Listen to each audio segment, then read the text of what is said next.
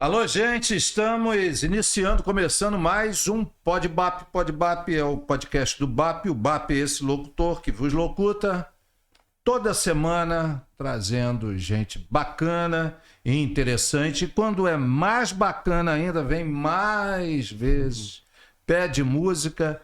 Ele já está com a gente na quarta vez. Ele é sociólogo, cientista político.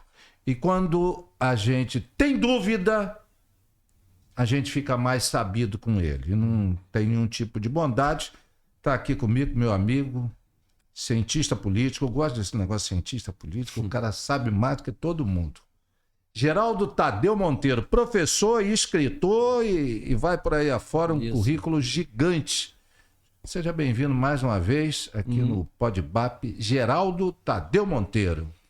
Muito obrigado pelo convite e pelas palavras, né? Eu tenho realmente trabalhado bastante. Esse currículo é mais fruto do trabalho, né? 99% de transpiração e da idade, né? E da idade também, né? E agora... Você está com 53, não é isso? 63. 63? 63. Eu só com... Tá bem pra cacete. Tá bom, obrigado. Né? Faço... Mas é forma e conteúdo, né? Sim. Né? Cuidando da forma e do conteúdo. Sempre claro, lendo. Sempre estudando, né? Sempre estudando. Professor universitário. O currículo é grande mesmo. Contrariamente ao que algumas ex-autoridades propagaram, né? Lá na universidade não é balbúrdia, não, é trabalho. É trabalho. Tem que ler, tem que estudar, tem que publicar artigo, tem que publicar tese, orientar. Eu acho que isso é uma forma de atacar. Chega lá, um tanto de gente fumando maconha, chega lá e não sei o quê. Tem gente fumando maconha, tem gente fazendo tudo. E tem gente estudando, pesquisando. Não é isso? Né? A universidade já diz, é um universo. Né? Tem um nome científico para isso, né? Despeito. A pessoa que fala isso é porque...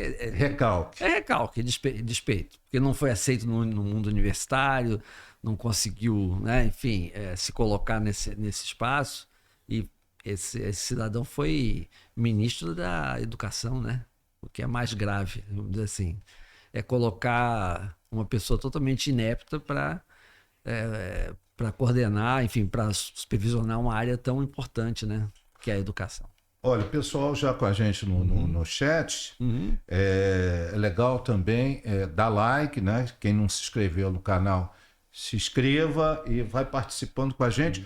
O assunto Geraldo Tadeu Monteiro, a gente tem sempre tanta coisa, né, para falar, mas como aqui, vamos chamar assim, o PodBap não é uma revista, vamos dizer assim, ou é também, mas a gente teria G20 para falar, se fosse a questão da condenação, ou a condenação não, o indiciamento ou não de Jair Bolsonaro, né, e tal, mas eu prefiro um tema que fique, até para a gente ficar mais sabido, e você, com a sua bagagem, você pode contribuir muito, que é e eu acho que tudo isso está incluso, né, que é o pobre de direita, esse é o tema.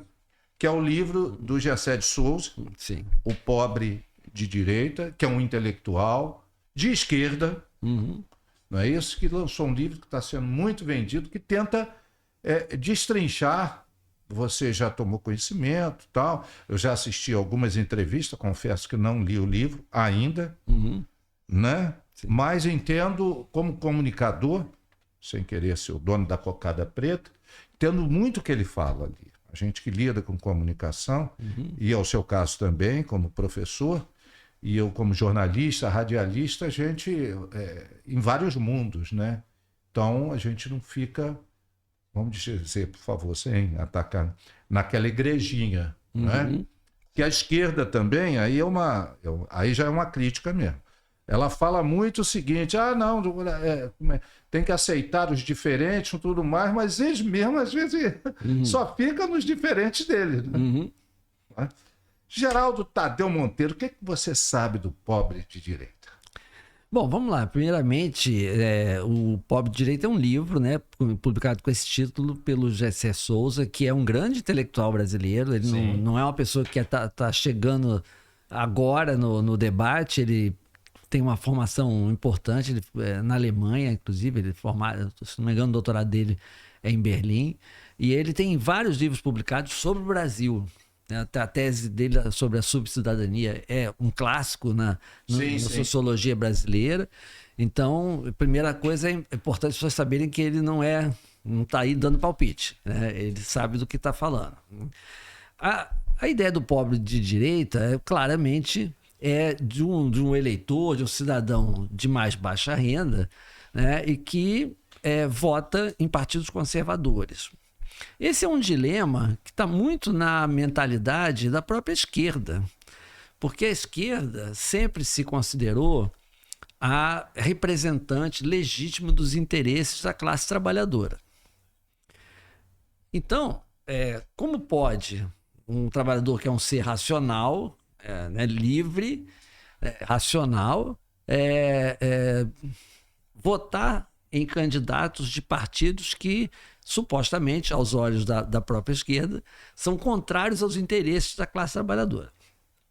Então, esse é um problema que está muito no imaginário da própria esquerda, porque a esquerda que se consolidou no século XIX, século XX, ela é profundamente racionalista, né? Se a gente pegar os escritos de Marx, principalmente, que foi o grande influenciador, né, do universo simbólico da esquerda no mundo, né, a gente vai ver que ele tem uma visão absolutamente racionalista das coisas. Ou seja, existe uma racionalidade no mundo, na natureza, no pensamento, e, portanto, racionalmente, né, aqueles que defendem os interesses da classe trabalhadora ou do proletariado, como se dizia à época, é que deveriam receber a confiança dos pobres, dos mais pobres. Então, quando isso não ocorre, né, você cria uma espécie de problema cognitivo, né, para os intelectuais de esquerda. Como assim um pobre votar em partidos que não são seus legítimos representantes, porque representam os interesses do capital? Então, esse é que é a gente tem que buscar a explicação para isso, né? Então, a história da sociedade é a história da luta de classes? Em parte sim, mas não somente. Eu diria que Marx falou isso. Essa frase está no Manifesto do Partido Comunista, né? De 1848, que é um livro importantíssimo, inclusive, porque não é só um manifesto partidário, é uma verdadeira análise da sociedade da época. Dote pontual com a gente, desculpe de te cortar. Não, vamos. Você aqui é um bate-papo. Professor Mário Arthur Sampaio, sim. A gente também, Opa, que é um intelectual. Sem dúvida. Né? Pós-doutorando. Né?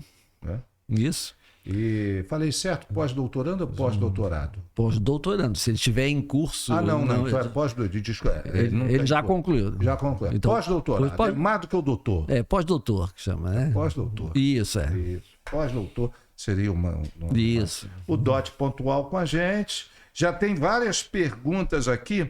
Ô, Geraldo, você conhece já é a quarta vez que você vem aqui. Se você quiser voltar, já estou pedindo vídeo, nem mais música eu peço, estou pedindo vídeo. Vamos lá. Tem perguntas aqui da Sandra Batista, minha querida Sandra Batista, a maior sexóloga desse país, né? Do advogado também de direita, né? Porque ele gosta de ser chamado assim, que é o... Antigamente as pessoas não gostavam de ser chamadas de direita, né? Isso, Que é o Wagner Gamonal. Né? Muito bem. Nem sei por onde eu começo, porque o assunto é muito vasto.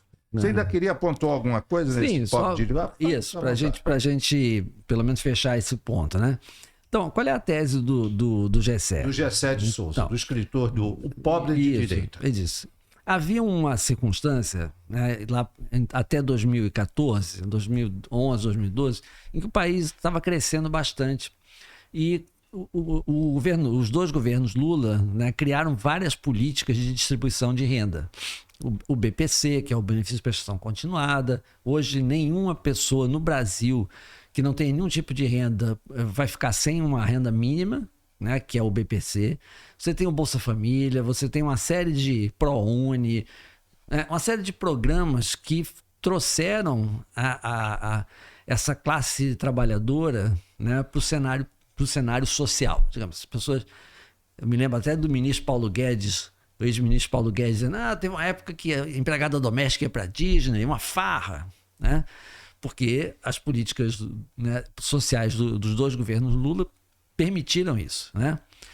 Essas pessoas passaram a ter acesso, por exemplo, à universidade, passaram a ter acesso, inclusive, à viagem de avião, entre outras coisas.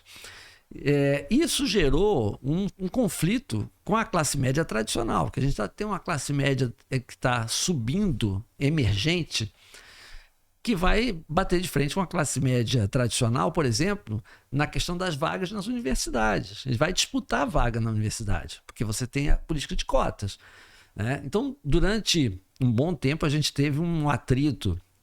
E essa classe média tradicional, que estava acostumada a ter muitas vantagens, digamos, né, sociais e institucionais, começou a sentir a concorrência dessa classe média emergente. Tudo isso caminhou, né, até 2014, quando começa uma crise econômica que tem suas raízes na questão fiscal, mas também é uma crise muito politicamente determinada, vamos dizer assim. Ela foi provocada politicamente. E aí a gente tem o momento da Operação Lava Jato, a eleição de 2014, que a Dilma foi reeleita, né, por uma estreita margem, mas... Deus sabe como. Mas foi reeleita. Foi reeleita. Né, e a partir de 2014, a gente vê uma situação... Enfiou esse país numa das maiores recessões do mundo, mas enfim. Mas essa é outra história. Isso. Mas, enfim, o que a gente observa em 2014, 15, 16 é o processo de impeachment da Dilma, né, e um processo também de aprofundamento da Lava Jato, que vai no seu... digamos, vai ter um rastilho de pólvora muito grande, politicamente, economicamente, né, sobretudo na questão das empresas que foram punidas junto com os seus dirigentes. Então, a gente vai ter uma crise econômica profunda, né, nesse momento. Com a saída da Dilma, assume Michel Temer, né, que carecia absolutamente de legitimidade. O Temer assume porque era o vice-presidente eleito, foi escolhido institucionalmente. Mas ele não tinha, ele candidato à reeleição, ele tinha 3% das intenções de voto, né? Então, assim, é um governo sem legitimidade que precisou se apoiar em alguns setores, né, mais, digamos assim, do empresariado, do autoempresariado. Ele fez a reforma trabalhista, ele tentou a reforma da Previdência, não conseguiu, né? Ou seja, houve uma espécie de institucionalização da precariedade no Brasil. O emprego nunca mais voltou a ser o mesmo de antes da reforma trabalhista. Hoje você tem 39 milhões de trabalhadores no Brasil hoje que são informais, né, que não têm carteira assinada. Aliás, perdão, 39 milhões têm carteira assinada. Uma população de 100 milhões de, mudou, né, de ocupados. O capital também mudou de mão, né? Mas isso tem sido feito às expensas da classe trabalhadora. O que a gente vê hoje é uma precarização do trabalho muito grande. Hoje, tudo bem, você tem um MEI, né? Mas o MEI, você é CEO de si mesmo. Entendeu? Você tem uma carrocinha de pipoca, você tem... Você é um microempreendedor. De você mesmo. E hoje um motorista de Uber, para fazer uma renda razoável no final do mês, ele tem que trabalhar... Não 14 horas. Não, ele tem que trabalhar 14 horas por dia. Por dia? Por dia, pois é. Pessoas que trabalham hoje 70 horas semanais, quando a Constituição limita a 44. Mas aí, Geraldo, é só... eu quero focar... Sim. Não é no pobre de direito, mas você pode falar o que você quiser, porque é a toada aqui do nosso programa. Não é? Mas eu fico... A questão do Uber, eu acho uma precarização também do trabalho. Eu já até conversei com o juiz de trabalho aqui sobre a uberização. Já ganhou até o termo. Tem um termo, uberização. Uberização, que é como também o cara do entrega iFood... Sim. E vai por aí afora. Não, né? Mas se você apertar o Uber, ele vai embora. O negócio vai embora. Entendeu? Sim.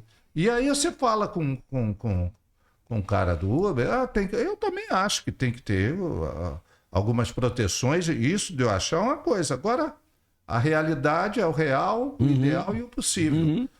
Se você apertar, o cara falou, tá bom, bicho, não me interessa mais. E aí? Sim, a gente está descrevendo e analisando uma situação de fato. Isso é fato. E deixa eu falar uma coisa pra você, que podcast é assim, né? Se você estivesse né? Numa rádio aberta, talvez eu não... porque eu posso conflitar interesses e tudo mais. É uma impressão minha, eu ando direto de Uber. Quando eu falo Uber e 99. Sim. Tá? E converso muito. Impressão minha não é databap, nada disso. A maioria dos motoristas são de direita. Sim. E a Isso maioria é 40 anos, vamos dizer um pouco, agora é menos um pouco. Sabe? Você vê que o cara é de direita. Estou falando alguma bobagem? Não, isso é uma tradição. Inclusive, quem ia muito a São Paulo na época do Maluf, lembra que os taxistas de São Paulo eram todos malufistas. Era um dos redutos do malufismo, era justamente os taxistas de São Paulo, que eram um grande número, acho que 50 mil taxistas na época. Eles eram grandes medida. Também, a nossa sociedade, grande parte é de direita, né? Não, claro. Conservadora. Claro. Né? Só que o que eu estava querendo mostrar, eu estou querendo mostrar é o seguinte, que tem um caminho que fez com que determinados... A chave virasse. Determinados setores sociais, né, virassem a chave e passassem a apostar na solução de direita. Porque o que aconteceu, então, foi que, isso estamos falando aí de 2017, por aí. Aí vem 2018, as eleições de 2018. Né? Lula candidato, Operação Lava Jato em curso, né? E aí eu já escrevi artigos sobre isso, não estou a cavaleiro para falar. Por que o Bolsonaro ganhou a eleição em 2018? Porque o Lula foi impedido de competir. Simples assim. O Lula... Mas o mundo já vinha se endireitando, vamos dizer assim. Ontem mesmo foi eleito um presidente de esquerda no Uruguai. Sim. O presidente do Chile é de esquerda, presidente olha, eu não conheço lá, mas a gente está falando Colômbia. Do Lula, gosta ou não. O Lula é um líder extremamente carismático. Sim. Popular, carismático. Sim. Gosta ou não, sou lulista, não. E hoje é global. Deu um show no G20. Deu um show no G20, sem dúvida. E extremamente. Você concorrer com um cara desse que... né? Mas centro-esquerda é foda. Então, o Lula, quando o nome dele foi retirado da cédula eleitoral, quando ele saiu da corrida eleitoral oficialmente, foi em 31 de agosto de 2018, ele tinha 39% das intenções de voto contra 18% do Bolsonaro. E se o Lula não vier candidato, a esquerda toma. Não existe outro nome. Não existe outro nome, assim. Desculpa, nem tem como formar. É porrada. Não tem. É a única saída. É ele ou ele, né? Vencer ou vencer, como diz, né? Então, o que aconteceu é que nessa... Pode ser que não ganha também, mas isso aí é outro papo. Mas vamos lá. Mas, enfim, então o que aconteceu é que, nesse momento, houve uma radicalização, né? Já vinha acontecendo a radicalização, polarização desde 2014, aliás, desde 2006, mas também é outra história. Ela vem se fortalecendo essa polarização. Antes era PT versus PSDB, até que chegou em 2018 e passou a ser PT versus bolsonarismo, né? Que é digamos assim, uma constelação de partidos, lideranças, enfim, de interesses, de setores da sociedade, enfim. Então, nesse momento, a direita tem uma característica que está no mundo inteiro. Trump é um exemplo, né? Lá atrás, Mussolini, Hitler tem o mesmo discurso, né? Que é oferecer respostas simples e diretas para problemas complexos. Rápidas. Rápidas. E apontar culpados. primeiro mobiliza o medo. Você mobiliza o medo, né? Então você diz, olha, a nossa sociedade está à beira do abismo, tudo está sendo atacado, então a família está sendo atacada, o Estado, a nação, a pátria, que é o discurso da direita, é a pátria. Eles usam a pátria, que é diferente do povo, né? Povo ou nação tem uma determinada conotação. Pátria é... Mas eu acho a inabilidade... Deixa eu só entrar. Você pode pegar... E você está muito certo, né? Até como professor, tentando explicar isso tudo. Mas eu acho você tocou num ponto aí que é, a meu ver, a inabilidade. Não vou falar completa, mas a grande inabilidade da esquerda de não conseguir, e nem sei se tem, mas não consegue dar uma resposta. Vamos dizer, você falou a gente está falando do Uber. O cara do Uber, lógico, eu estou falando em tese, tem as exceções. O cara do Uber acha que, porra, ele trabalha pra cacete, ele fica 12 horas ali no volante, 14, para sustentar o cara do Bolsa Família. Ele acha isso, é um sentimento dele. Isso não adianta, tio. Sim. A menina que está indo pro telemarketing, essa juventude, gente, a juventude está entregando iFood com tudo, cara, tá? E os meninos e as meninas estão no telemarketing. Essa é a nossa juventude. Vamos parar de tentar dourar a pílula. Então, essa menina, ela sai da comunidade. Ali na comunidade, talvez não... Na frente vão roubar o celular dela. E o celular pro cara pobre é a vida dele. Claro, é o trabalho. Perfeitamente. Né? E não consegue, fica. Nego, eu quero que o cara pare de roubar meu celular, porque eu não tenho, ainda nem comecei a pagar, eu estou pagando. E a esquerda não consegue, não, porque isso você tem que entender, ainda está aqui. Não é? Só rouba um celular no Leblon ou na Zona Sul, porra nenhuma. Na periferia, em qualquer lugar. E o cara tem esse sentimento. Ele quer o bandido longe dele. Né? Eu acho que a esquerda não sabe, Geraldo. Enfim. Você vê que o cara perdeu, o Boulos perdeu no Campo Limpo. Na casa dele. Sim. Na comunidade dele. Né? Sim.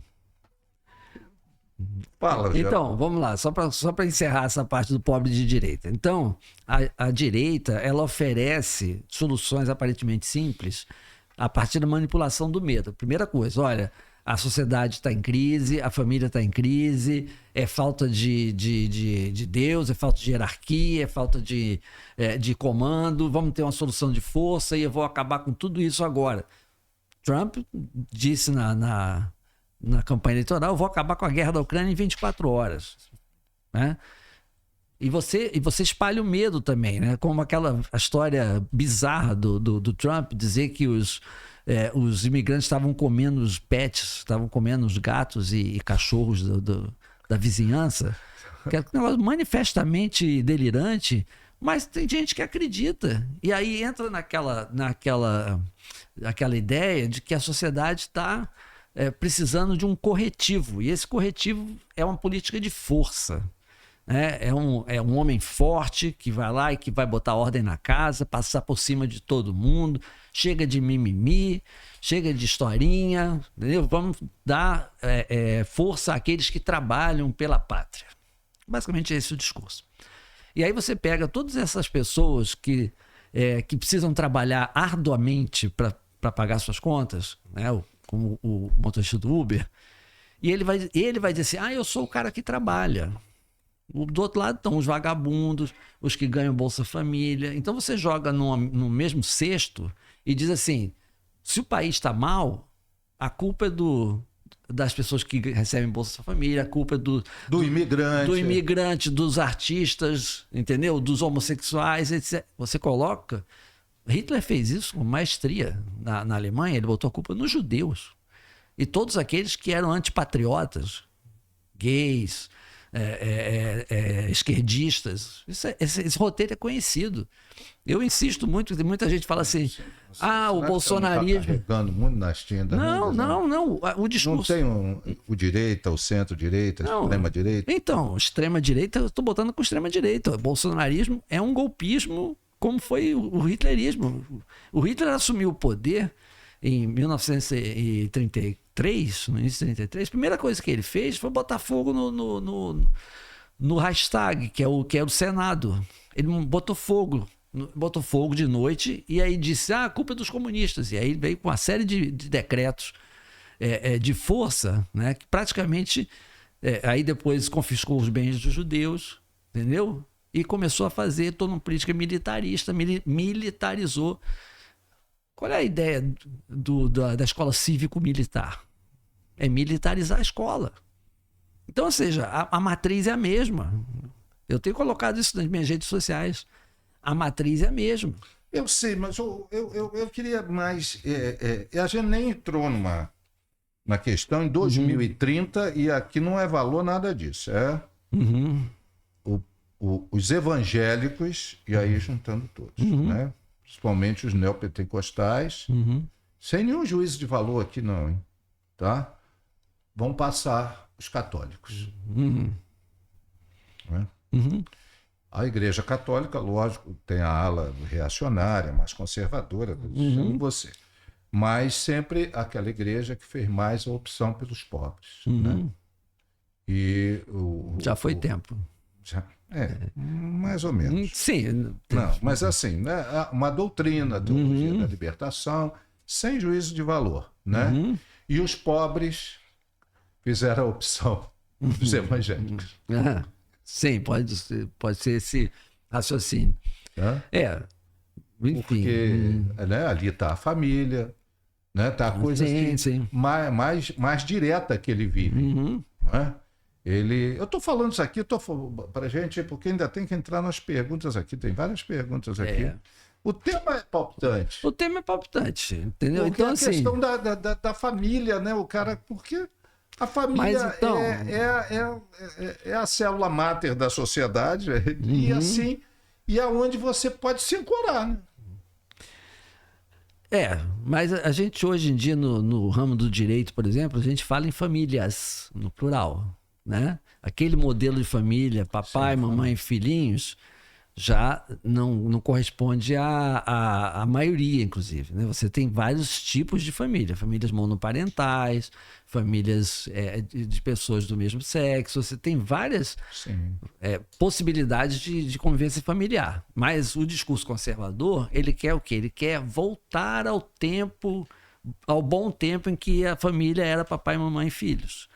Entendeu? Então, assim, você tem um discurso conservador que você diz...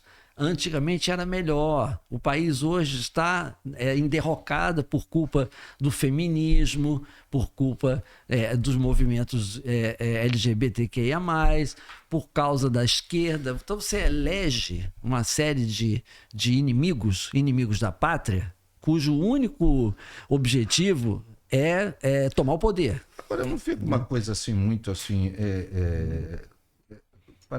um negócio orquestrado, e talvez seja, mas o cara comprar essa ideia também é porque o outro lado também não soube trabalhar isso. Não, sim. Comunicação. Eu tenho uma amiga, ele deve estar assistindo a gente, Tânia Chat, me desculpe, BAP, adoro os teus podcasts, mas hoje vou me retirar. Fica à vontade, Tânia. É sempre um prazer ter uma pessoa do seu gabarito aqui me ouvindo. Mas eu entendo, é a crítica da Tânia, né? Sim. Então, quer dizer, esse é o mundo. Tanto quanto possível, eu estou tentando fazer uma análise a mais isenta possível dos acontecimentos. Né? Claro que eu tenho minhas posições, mas eu procuro não fazer que elas não distorçam o meu discurso, entendeu? Que eu não fique com os olhos vendados. Então, finalmente, essas soluções Essa crítica da Tânia é mais para você do que para mim, né? Sim, sim, claro. mas é normal. Se eu não tivesse acostumado com crítica, eu não seria professor universitário, né? A universidade é o lugar da crítica. Então, assim... E eu acho que estou debatendo com ele, Tânia, é justamente isso. E vou fazer o advogado do diabo mesmo com ele, com qualquer um. Isso, exatamente. É o seu papel aqui mesmo, né? Procurar extrair o melhor possível do convidado. Mas, enfim, essas soluções são apresentadas para o eleitorado, né?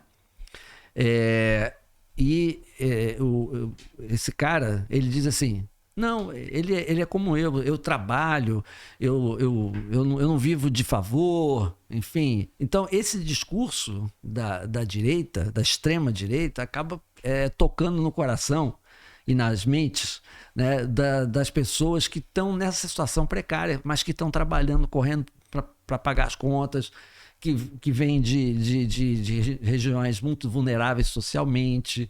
Então, assim, acaba que você tem uma pequena franja que vai mudar de lado. É uma pequena franja porque, se você olhar o resultado, por exemplo, 2018, 2022, né, você vai ver que o que mudou para um lado e para o outro foi basicamente, qual é? Classe média baixa, classe média tradicional, aqueles que ganham de 2 a 5 salários mínimos, entendeu? E que são os que mais sofreram com as crises econômicas, mais sofrem com as crises econômicas no Brasil, porque são assalariados, descontam, recebem um contra-cheque descontado, renda baixa. E a esquerda não consegue falar não mais tem, não tem, exatamente. E aí sim, a esquerda, acho que por soberba, né? Por soberba, ela subestimou o movimento da extrema-direita, né? Não soube cuidar. Não soube, não conseguiu nem refletir sobre isso. Não, né? Nós temos um grupo de colegas intelectuais aqui do Rio de Janeiro que, em 2018, a gente se deu esse desafio. Nós precisamos estudar, entender esse fenômeno e ter algum tipo de resposta para isso. Mas não, mas eu tenho vários amigos de todos, né? De esquerda, de direita. Eu falo o seguinte: na vida, a idade tem que servir para alguma merda, né? Se você não cuidar, eu não estou aqui, eu estou aqui para a gente conversar. Você falou da questão GLS. Agora eu sou da época que você falava GLS. Né? Hoje não pode mais, porque o cara está muito... não estou com medo de ser cancelado, nada disso. O que eu estou falando aqui é constatação, estou constatando. Né? Tempo que era GLS. Aí veio alguém que tal, GLBT, que ia mais, sempre para incluir mais. Esse incluir, para mim, soa muito como exclusão. Né? Porque começou a querer que você ficasse um grupo importante, querendo que você ficasse preocupado com o pronome. Não é isso? Isso, Que eu acho uma palhaçada. Eu literalmente, eu acho uma palha. Todas, todes e todos. E, pô, pra mim é palhaçada. Quando eu tô ainda bem, eu acho também, como comunicador, que isso já bateu no teto. Não é? Ficou tão meio ridículo. Sim. Né? Você na linguagem neutra, tal, enfim, eu acho que ficou extremamente ridículo que não cuidou. Com todo carinho, não tem nada de homofobia, não sou, que não sou misógino, não sou homofóbico. As passeatas GLBT. Você tinha, hoje não souberam cuidar, não tem que ser como eu quero, nada disso. É difícil você ver, você tinha não gays que participavam. Hoje é muito difícil você ver. Não é? Porque houve um distanciamento. O identitarismo, professor Geraldo Tadeu Monteiro, se não souber cuidar, ele também não é autoritário? Ele pode sim, pode ter como se chama, uma deriva, né? O barco está à deriva. Ele pode ter uma deriva autoritária e frequentemente tem, porque você se fecha em igrejinhas, né? São movimentos que, no começo, vamos dizer assim, eles em geral eles são inclusivos, porque eles estão crescendo, mas e frequentemente acontece isso com os movimentos sociais, uma radicalização a partir de um núcleo duro de militantes mais doutrinários, né? E que acham melhor dizendo, que vivem dessa polarização. Ou seja, é o tal negócio, se você vai defender um determinado setor da sociedade, né? E você consegue que esse setor se integre totalmente a essa sociedade, vamos supor que você consiga que, sei lá, 50% dos deputados e vereadores sejam mulheres, né? Então você atingiu um objetivo, né, que tinha de ter paridade entre homens e mulheres. Muitos militantes desses movimentos acham que no dia que você atingir esse patamar, o movimento perde o interesse. Em nome de quem você vai militar? Você dedicou a vida inteira a essa luta, né? E aí você atingiu o objetivo. Bom, então o que acontece é que tem... Só quero deixar claro aqui que eu sou totalmente a favor das passeatas. Sim, sim. Eu estou colocando aqui que uma coisa é a identidade, outra coisa é o identitarismo. Você tocou nesse ponto. Você ter uma identidade, né, como mulher, como gay, como pessoa com deficiência, enfim, você está trabalhando dentro de uma identidade, isso faz parte da política contemporânea, isso não vai voltar atrás, certo? Não vai voltar atrás daquele mundo em que não havia identidade. O problema é o identitarismo, é a crença de que a insistência no identitarismo vai resolver o problema das pessoas, não vai. Existe um negócio chamado desigualdade econômica, que é o ponto central e que não é atacado isso. O fato de você, né, chamar de todes não vai resolver o problema estrutural do racismo ou do sexismo. Existe sim. Os movimentos, eles falam de problemas reais. Tá? Então, por exemplo, racismo no Brasil existe. Ponto. Então, ele não está falando de uma coisa estratosférica, está falando de uma coisa que existe. Só que muitos desses movimentos acham que a solução do problema vem por um aprofundamento do identitarismo. Então, assim, você usar roupas de acordo com sua identidade. É aquela parábola, né? Eu não sei se é do Lenin, né? De você esticar a vara vai lá, dar uma lapada até encontrar o centro, né? Então, mas o racismo, ele tem causas estruturais, ele tem causas que são ligadas à luta de classes, com certeza, entendeu?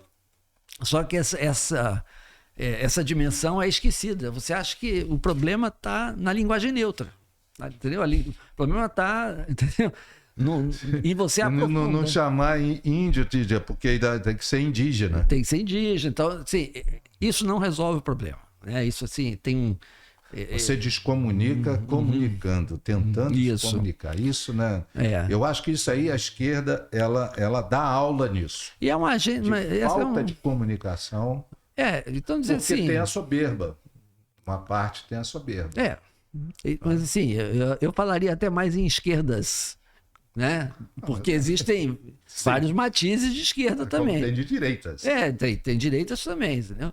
Então, para finalizar, o pobre de direita é esse cara, né, que é o mais atingido, é o mais vulnerável por conta das crises econômicas, né, que tem acontecido a precarização do trabalho.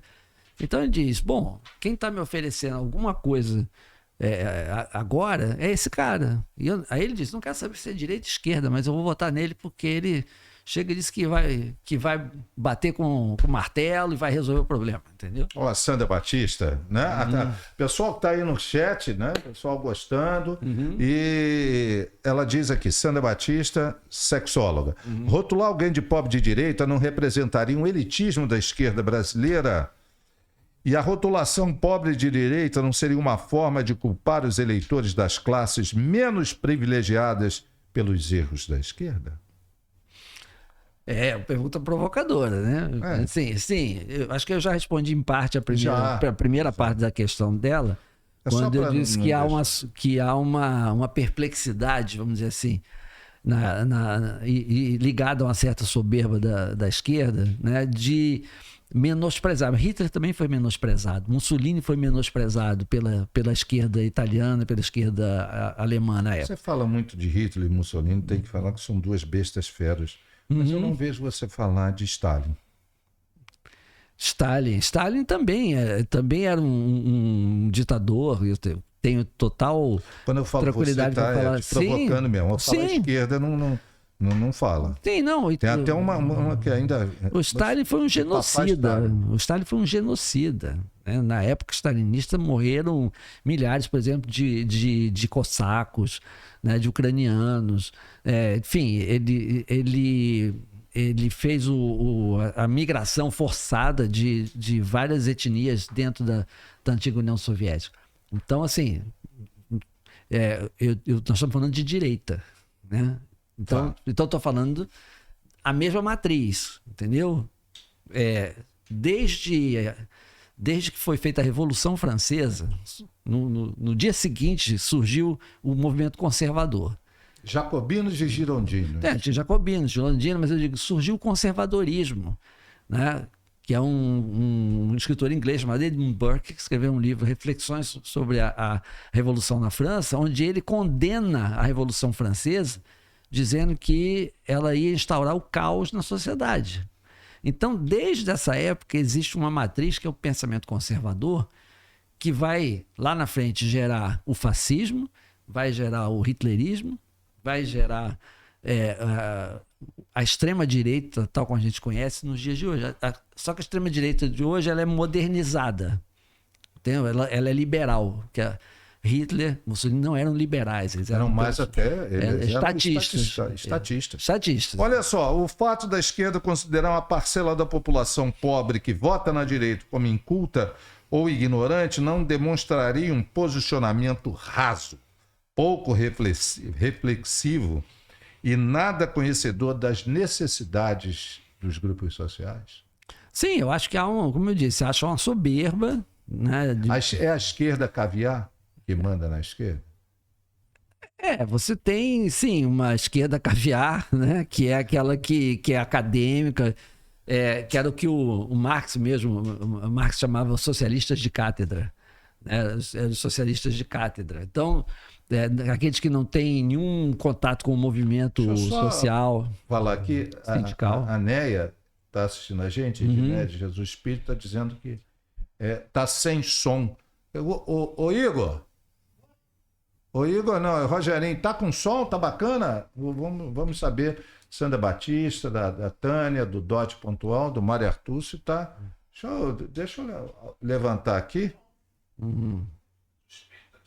Não, tá com som, né? Sem som. Não, tá com som, sim. Retomamos então? Pode ser enfim, aqui tá com som, né? Deixa eu retomar aqui. Deixa eu passar aqui, porque senão uma pergunta, não, uma colocação do Fagner Gamonal. Fagner Gamonal, né? Deixa eu falar de você, Fagner. Já foi de esquerda, hoje é de direita. Né? Por que será? Não, e ele não tem cargo político. É um advogado, brilhante até. Né? Militou na esquerda, cansou, encheu o saco. Tem outros conhecidos também, Daniel Pernafia, grande, né? Esquerda hoje, bem direita. Sim. Pô, às vezes razões pessoais, né? Decepções, isso aí faz parte do... O cara vê que, porra, a esquerda só conta a história. São ondas. São ondas. A gente falou isso de uma outra vez, né? São ciclos, né? São ciclos, São ciclos. Isso aí eu acredito, tá? Isso aí eu acredito. Vamos lá. O fenômeno de direita não é exatamente novo, professor Geraldo. Em verdade, eleitoralmente, vimos o pobre votando na esquerda pontualmente, como voto no Arraiz, em Pernambuco, Brizola no Rio, no PT, no ABCD e vai por aí afora. O PT nacionalmente entre 2002 e 2014 e em 28, né? Por que esse fenômeno? Na maioria das vezes na história do Brasil, votou mais à direita e ao centro. Eu vou até concordar com ele já. Eu acho o povo brasileiro conservador mesmo, né? Eu acho, na sua... Pode ter, mas eu acho que é dele. Seria um retorno a esta lógica, professor Geraldo? Né? Né? O voto na esquerda de 1994 para cá foi um fenômeno mais isolado. Dá para fazer uma salada no estudo? Dá. A gente vai para um outro tipo de explicação. Vamos dizer assim, na ciência política brasileira, tem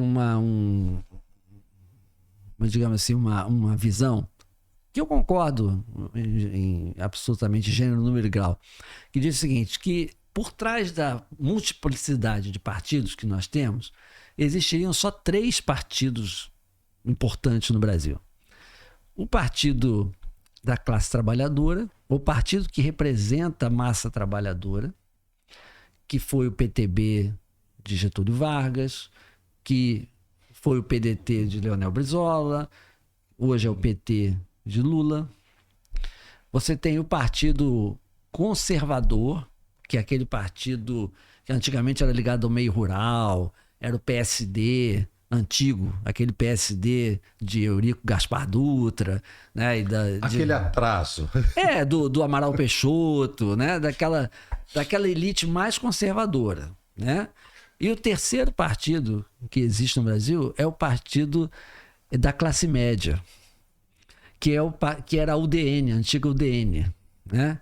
Que representava os interesses da classe média, uma classe média mais urbanizada, mais liberal, né? Então, vamos dizer assim, existiriam por trás da multiplicidade de partidos 3 grandes tendências no Brasil.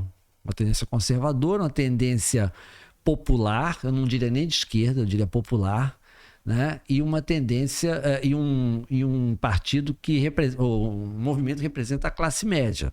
Então você vê esse esquema interpretativo permite você ver, hoje você tem o PT e os partidos coligados ao PT que representam, digamos, as classes populares, os interesses da classe popular.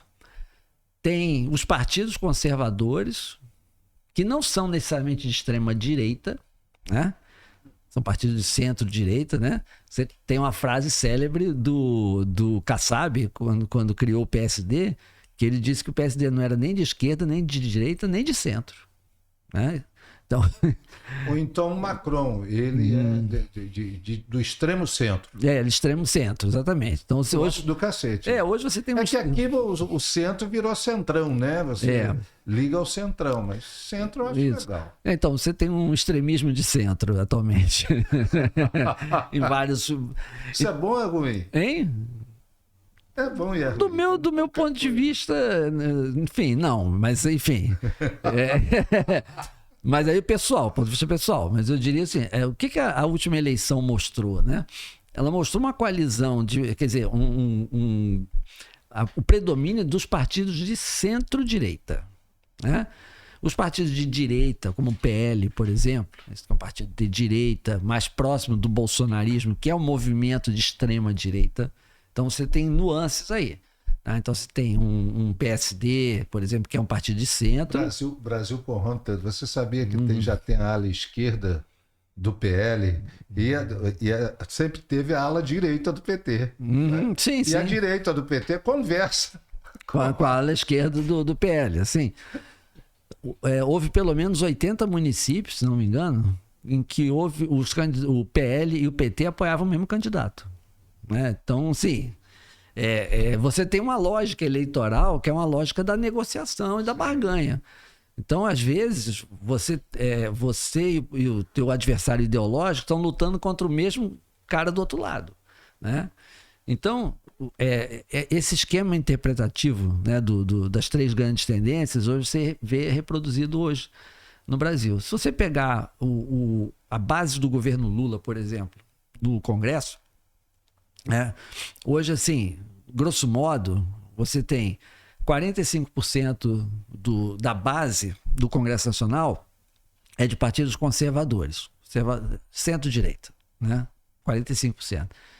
Você tem 15% que são base fechada, lulista, apoiam o governo, né?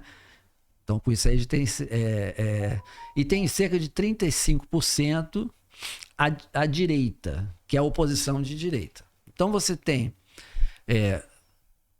a oposição de direita ao governo Lula, 35% mais ou menos, 45% esse colchão de centro-direita e o restante 25% de esquerda.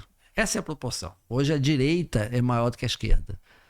Se a gente contabilizar... E o pensamento, você como sociólogo, o pensamento do cidadão comum não é um pensamento conservador de direita?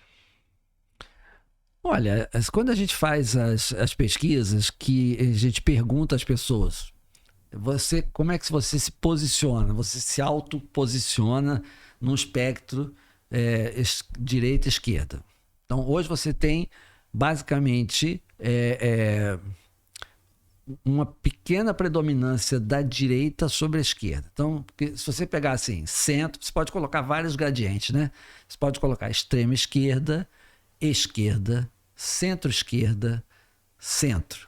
Centro-direita, né? Direita, extrema-direita. Então, você pode ter 6 ou 7 posições num gradiente para colocar as pessoas. Bom, vamos juntar um pouco isso, né? Se pegar esquerda versus direita, hoje você tem sim uma predominância da direita pequena. Não é assim, o país não é de direita. Você tem uma predominância, vamos dizer, se pegar dos 100%, vamos dizer, você vai juntar todo mundo, inclusive o centro. Quando você vai para um segundo turno, Lula versus Bolsonaro, as pessoas têm que escolher, né? Então, como é que foi lá? Foi praticamente empatado, né?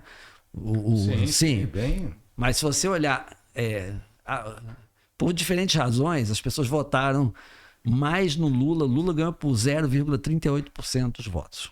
Foi a eleição mais apertada da história do Brasil, né? 0,38%. Então houve como chama, um movimento de alguns setores para o Lula que deram vitória a ele. Mas hoje o país ele é metade. Metade. Professor Geraldo, a advogada também, minha amiga Fernanda Vickert. Professor Geraldo Tadeu Monteiro, Gessé de Souza, o sociólogo e escritor, define basicamente como pobre de direita aquele que se sente humilhado e injustiçado, com possibilidades sociais restritas, e ainda aquele que move-se pelo moralismo exacerbado e tendencioso. Pessoas que sentem raiva da sua situação e justifica, afirmando que alguém está ocasionando sua desvantagem social. É um livro, né? É isso, é perfeito. Eu acho que ela resumiu. Agradeço a ela por ter resumido melhor do que eu. Ela tem uma capacidade. Sim. Né? Parabéns. Você concorda? Concordo. Não, concordo, porque assim, não se trata nem de concordar ou discordar, porque essa é a tese do Gessé. Essa é a tese do Gessé. Agora, isso ele toca em coisas que, na mim, boa parte das cabeças pensantes da esquerda nem toca. Aquele negócio que o pessoal, a autocrítica não faz, uma hora paga. Uma hora a conta vem. Sim. Como é que você fala para aquele cara, não consegue falar, mas não consegue, aí sou eu falando, debatendo aqui, conversando com o professor. Para mim, não consegue conversar, hoje, né? A gente vive no hoje. Não consegue conversar com aquele cidadão que a filha dele acorda cedo, todo fazendo uma alegoria aqui, né? Que ele quer o quê? Ele quer que a filha não engravide, que o filho não fume maconha ou não se drogue, né? Que não sei o quê, papapá, é assim. Né? E aí onde ele vai encontrar algum abrigo, porque para mim a esquerda não consegue conversar, nas igrejas evangélicas. Né? Nas igrejas mais neopentecostais. Ali ele faz o social. Ele não consegue. Já vai ter um programa de domingo. Não é isso? Pode levar o marido às vezes não, que bebe, não sei o quê, e não estão nem aí de pagar o dízimo, não. Aquilo é um pagamento pela, entre aspas, uma soltura, uma nova vida que aquela comunidade ali tá lhe proporcionando. Ainda proporciona trabalho. Né? Porque às vezes ele é um pintor e não sei o quê, ele começa a ter uma vida social. A esquerda não consegue ver isso. As igrejas evangélicas, elas têm um papel muito importante atualmente, principalmente nas regiões mais pobres. Se você pegar o anuário de cultura do Rio de Janeiro, você vai ver que praticamente todos os municípios da Baixada, não tem cinema. Não tem nenhum cinema. A grande maioria. Alguns têm shoppings. Alguns têm shopping, isso. Caxias tem no shopping. Belfort Roxo não tem cinema. Belfort Roxo não tem. Não tem nem shopping, né? São João de Meriti tem, porque tem no shopping. Mas a grande maioria deles não tem cinema. Estou dizendo assim, para você entender. Cinema quase ninguém tem mais, não. Não, mas são espaços de arte, cultura, de lazer, de entretenimento. Você não tem teatros, né? Você não tem parques. Então, assim, e nesses ambientes, né, precários de infraestrutura, quem faz o mínimo trabalho de socialização é a igreja evangélica. Qual é o programa de sábado à noite? É ir para a igreja. Qual é o programa de domingo, às 6 horas? É ir para a igreja. Entendeu? Então, assim, acho que tem um papel fundamental e as pessoas prezam muito esse espaço. Né? E, obviamente, né, o pastor ou a pastora, que admitem, são pessoas que são guardiãs daquele espaço. É claro que elas têm uma legitimidade muito grande. Né? E diante da precariedade, da violência, da falta de infraestrutura, né, a gente tem situações incríveis. Eu conheço melhor São João de Meriti, porque minha mulher é de lá, e eu atuei na... Eu conheço bem a Baixada. Atuei lá. Na campanha agora vitoriosa do prefeito de São João, o Léo Vieira, né? Léo Vieira, sim. Grande figura. Eu pude ter contato com a realidade lá. Figura. Pois então, e ajudei na medida do meu conhecimento a ganhar essa eleição, e a gente fez um belíssimo programa de governo. Né? Estou falando isso porque eu me deparei com uma situação que eu fiquei... Qual partido de Léo Vieira? O Republicanos. Que é mais chegado ao povo evangélico. Sim, justamente. Mas, enfim, quando eu fui analisar a questão do saneamento básico na Baixada, eu descobri que São João de Meriti tem 0% de saneamento. 0%. Eu falei, não, isso deve ser... Zero? Zero. Eu falei, isso deve ser erro de digitação, não é possível. Porque eu nunca vi um município com 0% de saneamento. Você está falando rede de esgoto? Esgoto, água e esgoto. Mas assim, esgoto é todo in natura. Não tem zero de tratamento. Zero tratamento de esgoto. Entendeu? Só para você ter uma ideia do que é a precariedade. Eu não estou falando do interior do Piauí, não. Estou falando de uma cidade que é limítrofe com o Rio de Janeiro. Entendeu? Então, nesses ambientes, né, de precariedade de infraestrutura... Outrora conhecido como a cidade dos motéis, era proporcional, né, por causa da Dutra. Exatamente. Então, então, assim, a igreja evangélica, ela faz esse trabalho, né, de socialização, né? Ela ajuda, dá emprego para as pessoas, né? Enfim. Então, é uma realidade que a esquerda negou praticamente, entendeu? A gente tem evangélicos de esquerda muito bons, inclusive aquele deputado federal Henrique alguma coisa. Henrique alguma coisa, esqueci agora o sobrenome dele, né? Você não conta 5 aí. Sim, é verdade. Então você está em franca minoria, mas são setores, né? Eu só lembro dele. Esse cara precarizado do Uber, do delivery, aquele que é empresário de si mesmo, que tem a sua carrocinha de pipoca, essas pessoas, a esquerda não está falando para elas, ela não apresenta nada. Então eles vão para onde tem algum tipo de solução aparente. Não, vamos lá, bandido bom é bandido morto, né? porque é a realidade dele. Sim, mas aí você tem... O Brasil já Aí teve... você quer... Eu acho que é o papel. Você tenta, mas... O cara falou, porra, vem com esse cara com a mesma conversa. Mimimi de direitos humanos, prende o cara de manhã, ele tá solto, e a gente tá... O professor Geraldo, tô falando como comunicador, entendeu? Grande parte não é da Tabap, quem lida com pesquisa é você. Tá? O cara que defende está no inconsciente coletivo, né? Jung que falava isso. Era Jung. Né? O cara que defende direitos humanos, ele defende bandido. É mais fácil do que você falar tal, olha, tal. Não, bicho. É assim. Sim. Entendeu? Direitos humanos para humanos direitos. Não tem nada a ver uma coisa com a humanos. O cara é assim. Sim. Se você não quiser se comunicar, vai acontecer isso. Toma. O problema, logicamente, você tem cultura, mas não consegue. E não consegue falar, hein? Você não vê, não consegue. Não sei, também não tem essa... O que eu disse para você no início aqui da discussão? A direita ela oferece soluções aparentemente muito simples para problemas complexos. Sim, sim. Então, você vê, eu outro dia estava folheando um livro que eu publiquei em 2000 e agora em 2021, que é uma coletânea de artigos que eu publiquei na imprensa. Eu publiquei 112 artigos já em vários jornais, né? E eu desde 1985 até os dias de hoje. E tem um artigo lá que eu fiquei impressionado, que é de 2008. E nesse artigo eu dizia que nós tínhamos tido uma década perdida no combate à criminalidade, que de 98 a 2008 os índices só pioraram. De 98 a 2008. Nós estamos em 2024 e os índices só pioraram. Em todas as áreas.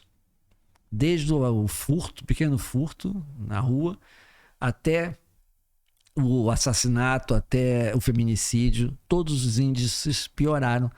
São mais de 100 mil pessoas mortas no Brasil nos últimos 20 anos. Não, nos últimos 10 anos. 100 mil pessoas mortas por assassinato, né? Nos últimos 10 anos no Brasil. E a gente está enxugando água. Eu costumo dizer, não estamos enxugando mais gelo, a gente está enxugando água. Porque o gelo já derreteu há muito tempo. Olha só, estamos chegando ao final, professor Geraldo. O assunto é palpitante. Ah, que pena. O tempo passa rápido quando a gente está se divertindo. Pô, isso é bom, né? Que pena. É maravilhoso. Uhum. Vai passando só os meus apoiadores. Beleza? CIEE, Centro Integrado Empresa Escola, CIEE, 60 anos de Rio de Janeiro, essa importante instituição. Passa, meu filho. Óticas do Bem, vai ganhar mais um óculos. Você tem uma coleção, o que você anda fazendo com esses óculos? Estou usando. Você vai lá no meu Instagram, você vai ver, eu estou sempre de óculos. Fazendo... Qual é o teu Instagram, professor? Monteiro Geraldo Tadeu. Monteiro, não Monteiro. Deu para botar Geraldo Tadeu Monteiro, não? Já tinha? Não, é que deu um problema lá e eu tive que refazer. Porque o teu nome é sonoro, né? Você fala numa pancada só, né? Isso. Geraldo Tadeu Monteiro. Olha aí, mostra para Coloca aí. Isso aqui é um não charme. Pode colocar, não? Hein? Pode né? colocar. Olha lá, ficou bonito. Tá parecendo um sociólogo francês. Bom, isso aí seria bom, né? Que eu adoro Paris. Morei Você lá, morou lá, né? Morei lá 5 anos, né? Não é pra qualquer um, não, hein, cara? Pois é. Porra, não é pra qualquer um, não. Brasileiro em Paris, parece nome de ópera. Você morava em qual bairro? Eu morei no começo na... Parece até que eu conheço tanto Paris. Não, é Clichy, o bairro é chamado Clichy, o primeiro. Depois eu fui para uma cidadezinha limítrofe chamada Créteil. Eu fiquei lá, até falando. Fiquei num bairro, Bonne Nouvelle. Bonne Nouvelle, Maravilhoso. Eu sou fã, né? Tudo é maravilhoso em Paris, né? Assim. Bonne Nouvelle, na tradução, seria Boas Novas. Boas né? Novas, Podia ser a estação do metrô, né? Tinha Bonne Nouvelle, que sempre tem uma estação de metrô. Tem 400 estações de metrô, né? O metrô de Paris. Então, Vamos passar. Óticas do Bem, vamos nós. Eu amo a Feira de São Cristóvão, não tem caneca hoje, mas porque eu esqueci de passar lá e pegar com o meu amigo. Não, eu faço propaganda mesmo com essa. Você vai me ver lá no Flamengo andando com as camisas que você me deu, né? Camisa. Não é só para dormir, não. Não é só para dormir, não. Pode. Tá sacanagem. Não é só para dormir, não. Passa aí, eu amo a Feira de São Cristóvão, galera que ainda não se inscreveu, por favor, se inscreva. Brasil Roupas, qualidade, variedade, preço baixo, pode passar. Palácio dos Cristais, Alfândega 331, essa maravilha de loja no Saara. Passa, meu filho. Vida perfumada, ó. Esse perfume é francês, da Parrilhos. Gostei da pronúncia aí. Fez até biquinho. Mas tem que fazer, não tem? Senão não sai. De preferência, né? Tem que... O R também.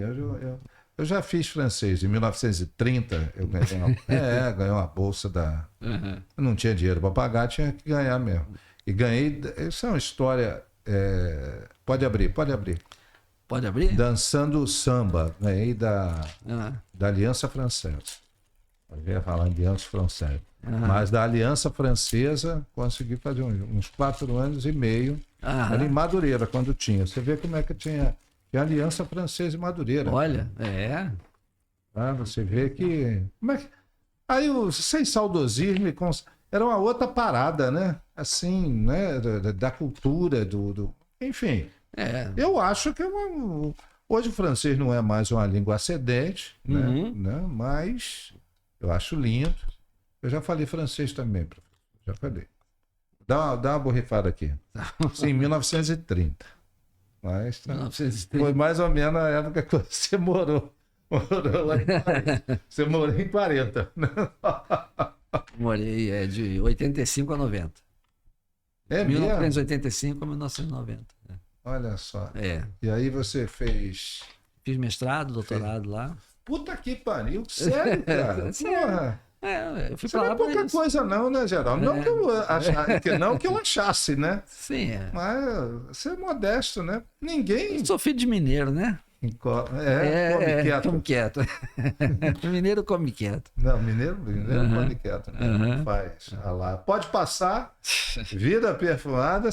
Saara, Sociedade dos Amigos das Adjacências da Rua da Alfândega. Passa, meu filho. Estamos chegando. Incenso Shankar. Vai levar para a companheira. Fizeram aniversário.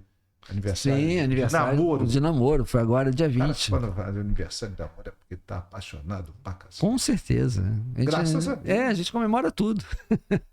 Dia que se conheceu, dia do primeiro beijo. Como é que é o nome dela? Daniele. Leva pra Daniele. Isso. Tá aqui, Dani. Tá chegando aí, olha. Beleza. Pode passar. É Rogerinho que tá aí comigo? Aê. Rádio Saara, a voz do centro do Rio. E esse locutor que vos locuta, né? É a voz principal. Vamos lá, que o pessoal me pergunta, estou falando isso, né? Aquele Agnaldo, Arlete, eu sou Agnaldo, né? Eu sou outros personagens também. Pode passar. SOS Malhas, essas camisas que você já deve ter umas 15 na sua casa, vende lá. SOS Malhas, passa, meu filho.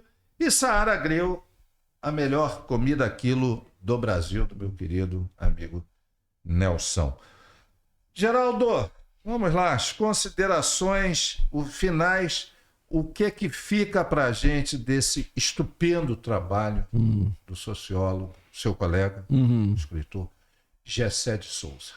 Eu acho que principalmente é um chamado, né? É um chamado a que a própria esquerda tenha um olhar mais humilde, mais científico, mais empírico para essas novas realidades. É uma coisa que vem crescendo entre os intelectuais de esquerda, desde Mangabeira Unger, né, passando por o meu amigo Carlos Sávio, lá da UF, que é um grande teórico. Unger é aquele que tinha o sotaque americanófilo? Ele foi muito pequeno para... Oi? Ele foi muito pequeno nos Estados Unidos, morou lá e tu fez toda a formação dele lá. Agora, ele tem essa graça, né? Ele diz que ele fala com sotaque, mas não pensa com sotaque. Né? Todo cara inteligente, né? Uma resposta inteligente. Isso. Não, e ele realmente é um cara muito respeitado no exterior. Não, muito. sim. Ele... Roberto Mangabeira Unger. Roberto Mangabeira Unger. E ele é professor de Harvard, foi o professor mais jovem em Harvard a conquistar a docência na Faculdade de Direito de Harvard, que é top no mundo, né? E tem vários trabalhos de intelectuais americanos e europeus discutindo o pensamento do Unger. Então, assim, não é só um player nesse jogo, não. As pessoas fazem livros para interpretar o pensamento dele. Só para a gente ter uma ideia. Porque a gente aqui no Brasil, às vezes, a gente não dá o devido valor aos nossos ídolos, né? A gente, né, acha que não é tanto assim, não. Mas o cara realmente é muito fera. Eu não comungo de tudo que ele pensa, não. Mas tem que admitir... Ele tem suas contradições, né? Sim, mas tem que admitir. Só o Rogerinho que não tem, o nosso operador. É? Esse aí é tudo... Esse é foda. Que cara foda. Cara. Ô, Rogerinho, coloca aí para fazer um agradecimento a Max, estúdio de podcast. Os mais modernos estúdios para podcast da América Latina. Maravilha. Professor Geraldo Tadeu Monteiro, né? Hoje eu perdi o ouvinte por causa de sua causa. Né? Você é canhoto. Mas deve ter ganho outros aí, né? A vida faz chorar, né? A vida é feita de perdas e ganhos, né? Aqui, mas aí eu gosto quando o pessoal fala, você tá muito à direita. Cara, da esquerda diz que eu estou muito à direita, e o da direita diz que eu estou muito à esquerda. Isso. Normalmente você está no caminho certo. Isso. Verdade. Professor Geraldo Tadeu Monteiro, tanta coisa, se a gente fosse falar aqui só numa coisa dos imigrantes, né? Da questão do diferente, né? E quem seria o igual? Quem seria o diferente? Né? Não, você tem uma ideia, hoje nos Estados Unidos, você tem 40 milhões de imigrantes legais nos Estados Unidos. E tem 11 milhões de ilegais. São 11 milhões de pessoas sem papel nenhum, que trabalham no mercado informal nos Estados Unidos. 11 milhões de pessoas. Se o Trump cumprir a promessa dele de deportar todo mundo, a economia americana vai entrar em crise. Tá, e quem é que vai lavar o prato? Quem é que vai lavar o banheiro? Quem vai ser o gari da parada? Exatamente. Quem vai ser o pedreiro, o ajudante pedreiro, quem vai ser o motorista, babá do seu filho. Entendeu? Quem? Isso já acontece no mundo, né? Sim, na Europa tem 40 milhões de... Aliás, tem 80 milhões português, ele tem um apartamento em Lisboa, né? O lisboeta, vamos dizer assim, que seria... Ele não quer trabalhar no que... Não quer. Sim. Agora... E os empresários não querem pagar o que pagariam para um lisboeta. Eles não querem pagar esse valor. Eles vão pagar metade do valor para os imigrantes. Na Europa são 86 milhões de imigrantes na Europa. Pra você ter uma ideia, nos Estados Unidos eles apreendem em torno de 1.000 pessoas por dia tentando entrar nos Estados Unidos. Agora, professor, agora eu vou fazer uma coisa. Você como canhoto, aí provocação. Hein, Rogerinho? Vamos até 6h30. Provocação. Tá. Você está falando dos Estados Unidos. Por que a gente não vê nenhum... Pode parecer um negócio, sim, né? Eu vou fazer. Você vê nenhum americano querendo entrar na Venezuela, querendo entrar em Cuba, querendo entrar... em Honduras, né? E você vê essa galera toda querendo ir para os Estados Unidos. Se os Estados Unidos não é um país que não tenha a questão das garantias trabalhistas, não tem uma porrada de garantia, e assim mesmo as pessoas querem ir para lá. Por duas razões. Primeiro que nos países de origem, em geral, essas pessoas têm condições muito ruins, precárias, tanto do ponto de vista econômico quanto do ponto de vista da violência. Né? Muitos países da América Central são dominados por milícias, como a Guatemala, por exemplo. Então, as pessoas fogem da violência e da miséria. Então, assim, por mais difícil que seja, você imagina o que é o sujeito sair da Colômbia e atravessar toda a América Central a pé, pegando carona, para chegar lá nos Estados Unidos e ainda tentar atravessar o Rio Grande com chances de morrer ou ser apreendido do outro lado. É porque a situação dele é muito ruim. É muito ruim. E a segunda razão é que, por mais que os Estados Unidos não te deem nenhuma garantia de nada, o pouco que você ganha é muito. Você imagina um cara que ganha 80 centavos de dólar por dia na Nicarágua. Ele vai chegar lá, vai ganhar 10 dólares, 20 dólares num dia. A renda dele foi multiplicada por um fator N, entendeu? Então, você falou assim, os americanos não querem entrar na Venezuela. Não, mas quem quer entrar na Venezuela... Parece um negócio bem idiota essa colocação. Mas mas quem entra muito na Venezuela são as empresas americanas. Que para elas não tem embargo, não tem nada, não. A Venezuela tem o petróleo mais barato e de melhor qualidade do mundo e a maior reserva. A Venezuela, você tem que ter uma ideia, ela tem o dobro das reservas da Arábia Saudita. Entendeu? E é um petróleo de alta qualidade, praticamente na superfície, baratíssimo. Então, as petroleiras americanas, as empresas americanas, elas querem entrar na Venezuela o tempo todo. Entendeu? Agora, é claro que lá tem uma ditadura. E o presidente não quer sair de jeito nenhum. Não. Ali é uma ditadura. Teve um movimento popular com Chávez que mudou completamente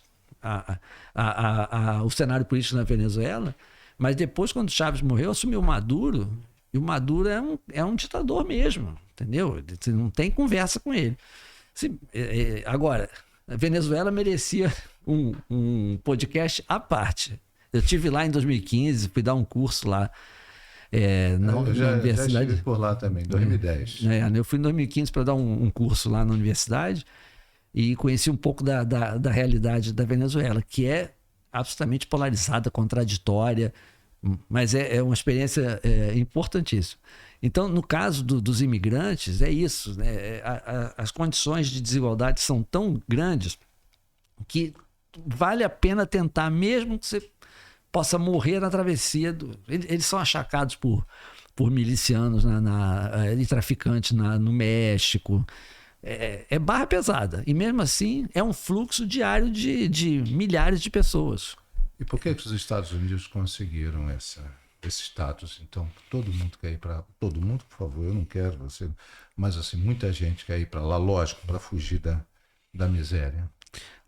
Bom, tipo assim, o Império Romano também, em algum momento, foi um lugar onde todos os estrangeiros queriam ir. Havia uma imigração para o Império Romano, havia uma imigração para a Inglaterra, na época, né, ou para a França, na época de Napoleão.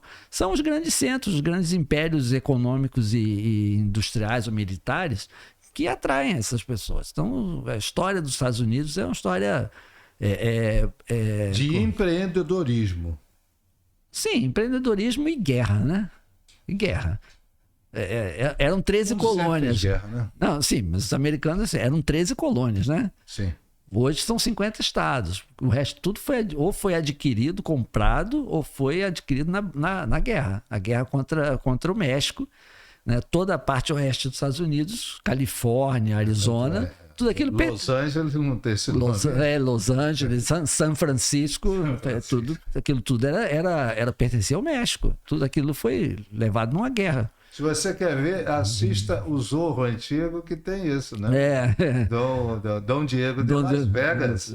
Dom Diego de Las Vegas. Não é? O Sargento Garcia, né? Aquilo era tudo México. Sim, toda aquela região, né? Até a borda do Canadá. Era tudo México. Tudo México. Professor Geraldo Tadeu Monteiro, muito obrigado.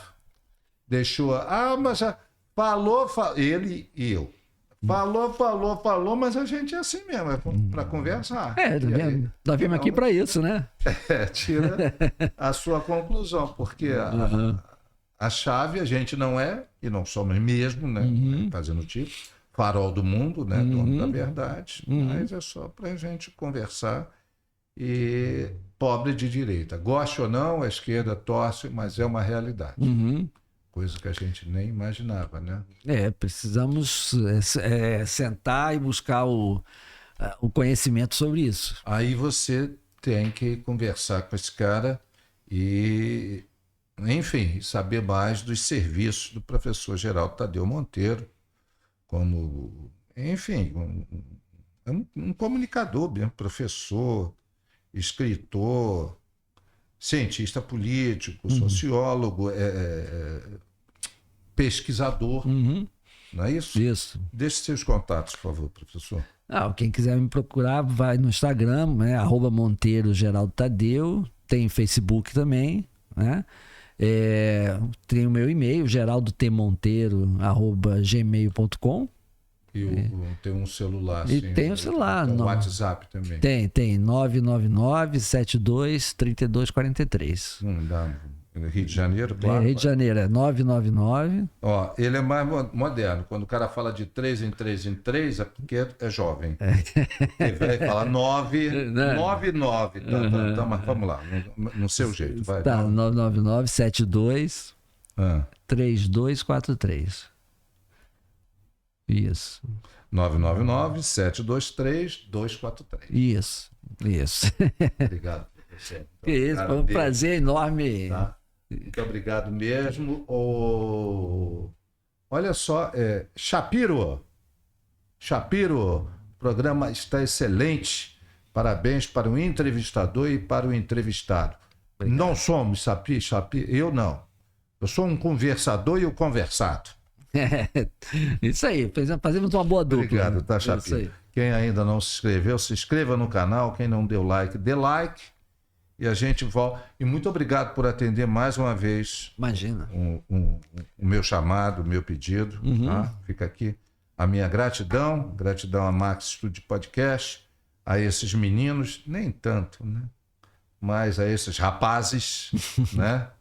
Rogerinho, o nosso também Igor Lopes, né? Sem vocês também não acontecia. A mágica não acontece. Um abraço a todos vocês e até breve. Isso aí.